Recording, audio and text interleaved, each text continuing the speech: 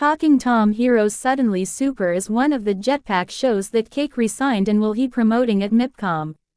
But being able to operate at a larger scale doesn't mean that the types of producers and shows Cake is looking to represent will cherish, especially since Jetpack and Cake always took a similar approach to finding content, says Gardner. A lot of these shows are not huge commercial opportunities. Some of them are much smaller, he notes.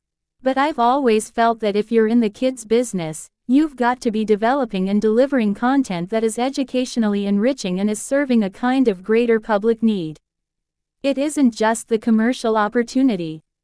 While not every show will sell everywhere, Gardner says sometimes it's worth a shot. You can find shows in Asia that only sell in Asia, and even though we're a distributor far away, it is something we should still consider because our business is delivering content from anywhere to anywhere. And having a bigger team enables us to spread our wings further. In addition to selling clients' content, Gardner is looking forward to being part of a company where production is embedded into the organization. He's also keen to follow new shows as they progress from development to production, and then on to distribution. With even more content now in its library, the Cake sales team will have to ensure that it treats all properties equally and without bias, says Galton. We represent third parties, and we don't want them to feel like they're second-rate citizens. 50 The incentivization process of how the sales team benefits from sales they make is no different between the shows that Cake is producing and third-party shows.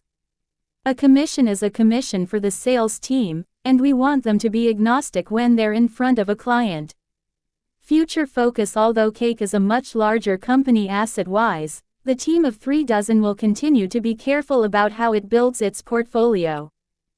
We never try to take on so much content that we're competing with ourselves, says Galton.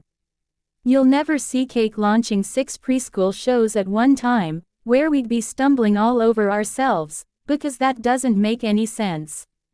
We'd not be doing any justice to the projects that we're representing.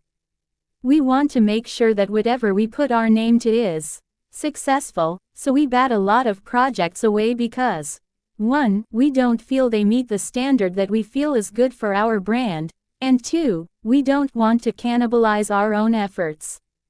That won't change. While staying true to Cake's core operating static, especially as the industry and its audience evolve. Both Galton and Gardner hint at wanting to take on content at the extreme edges of what is traditionally considered kids and family entertainment. We say kids and family, which means putting 6-year-olds and 40-year-olds in a room together, explains Gardner.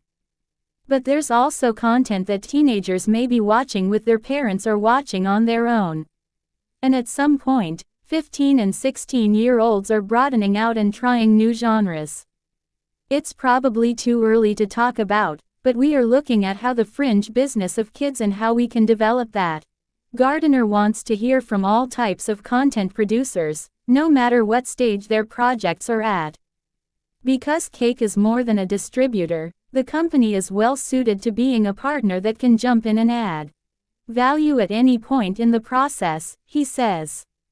And he's open to seeing anything from an elevator pitch to a fully produced series, as long as it comes from someone who is passionate about the kids' side of the business and isn't just in it to make a quick buck. But while Gardner and Galton are optimistic about what they can achieve together, they aren't unaware of the state of the industry and its preference for established brands over original content. Everyone wants a surefire win, so everyone's playing it very safe. Every conversation we're having with people is, we're not looking to break new content. We want known IP, says Galton. They don't want to break ground on new content because they don't think it works, they don't know how to market to kids, and they want someone else to do the work for them.